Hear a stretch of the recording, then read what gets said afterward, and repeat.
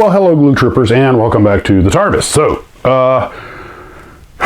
you guys may recall I said we had to take Honey to the vet. Well, long story short, my wife was readmitted into the Blood and Band-Aid Club, but we did get her there. I, however, came through scratch-free. And so I got, for a whole bunch of reasons I won't bore you with, late start today. I don't think I even got out here till after 4 in the afternoon. And the ship has come a long way. I pretty much got all the rigging done. I think I got it mostly right. The instructions are very detailed, but you have to remember that these ships, the rigging on them changes with the configuration of the ship. If they have a thing called housing, which is where you realize they have multiple parts of the masts, and when the sails are furled, or what us landlubbers would call, wrapped up, when they house the mast, they actually bring the yards and the mast down to make the ship lower. So when you do that, it's rigged one way. When you have all the yards and sails out, it's rigged another way. And the instructions kind of have it both ways. You really have to read them very carefully.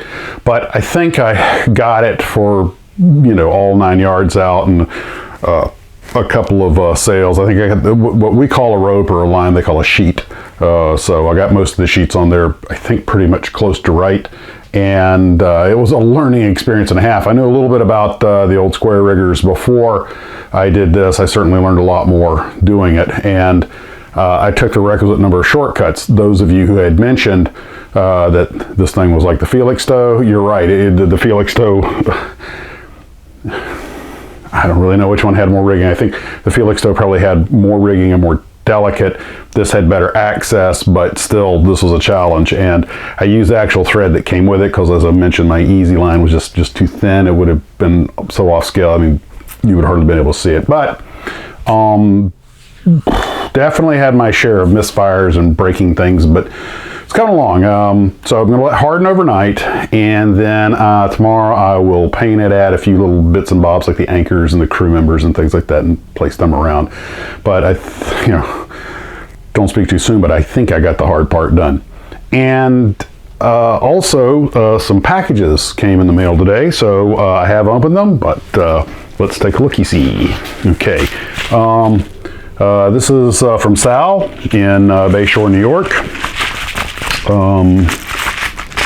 It's a booklet. Hi Max, we watch you on YouTube every day. Well, thank you. Great show. Well, thanks. I appreciate that. You always go on about Godzilla. Thought you'd like this, Janet and Sal.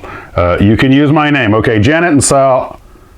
Okay, I don't want to butcher this. I'm going to give it a shot here. I'm guessing this is possibly an Italian name or maybe Sicilian. Picataggio. Am I right? Sal and Janet Picataggio. So let's see what we got here. I mentioned Godzilla. Godzilla Mad Libs. Okay, something you don't see every day. Godzilla Mad Libs, world's greatest word game. Hey, Godzilla says so, and what Godzilla says is so. Instructions. Mad Libs is a game for people who don't like games. It can be played by 1, 2, 3, or 4. Ridiculously simple instructions. In this tablet, you'll find stories containing blank spaces where the words are left out. One player, the reader, selects one of these stories. The reader does not tell anyone what the story is about. Instead, he or she just asks the other players or writers to give them or words. These are used to fill in the blank spaces. To play, the reader asks each writer in turn to call out a word, an adjective, or whatever noun, and then puts it in the space. For example, blank, it's an exclamation, he said, adverb, as he jumped into his convertible noun and drove off with his adjective, wife. Ouch, he said, happily as he jumped into convertible cat and his convertible cat, okay, and drove off with his brave wife. And he goes into what those adverbs and everything are. Oh, lolly, lolly, lolly, get your adverbs here. You guys remember that? The Schoolhouse Rock. Conjunction, junction, what's your function? Verb, the superhero verb, who, by the way, is better than some of the superheroes I've seen lately. We did see the Eternals last night. Could have been about 30 minutes shorter, but it's okay. Kaiju are a special class of monsters. They're more than just your average something alive, plural, elephants. In Japanese, kaiju translates roughly into strange, plural noun. Fishes. Anyway, it goes on like that. So that's how, okay, probably have to play that with my wife. So, thank you, Sal. And, is it Janet. So thank you, Janet and Sal. Appreciate that. This, as of course, as usual, I've already split the box open. Oh, this is from John Kitt up in Canada from Scale Car Garage. Yes.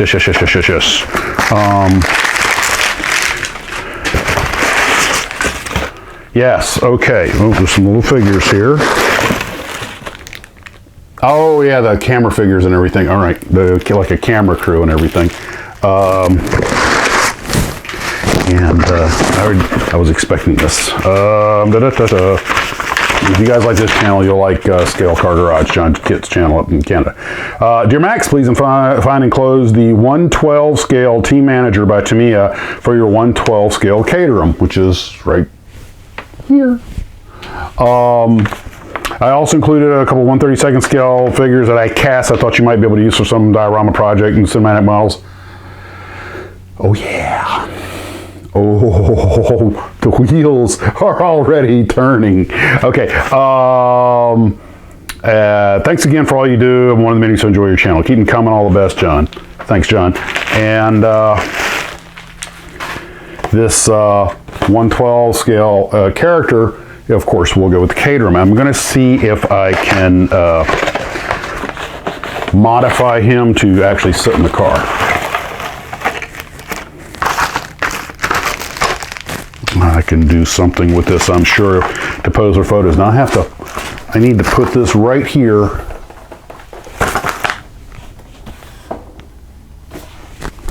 Because I have to get started on that. That's got to go right to the head of the line if I want to have that in time for the car thing, which is, at the end of the month, the group audit, because that's what it's supposed to be posed with.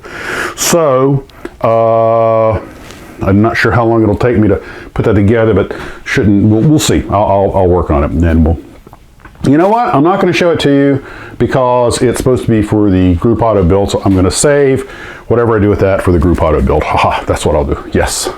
I guess that's everything for this evening. Really kind of a short night, not all time to work. I don't have anything on the schedule tomorrow, so hopefully it'll be a build day. Have my coffee. I'm reading that book, Above Blue Skies. Also just read an ebook that was sent to me by Tony. Thank you, Tony, for the Gulf of Tonkin Yacht Club. And there's some stuff in there just makes you go, argh. But it's about, for those who don't know, it's about mostly the naval, but the air war over Vietnam and just the stupid stuff that happened. But anyway, another whole other thing. So lots of stuff to talk about at the live stream. This other book I'm reading, Beyond Blue Skies, about the X program, and debunk some of the myths we heard. And we might talk about some of that and some of the explains at the video. We'll just see where the live stream takes us. All right, that's it, guys. Take care of yourselves, and as always, model on.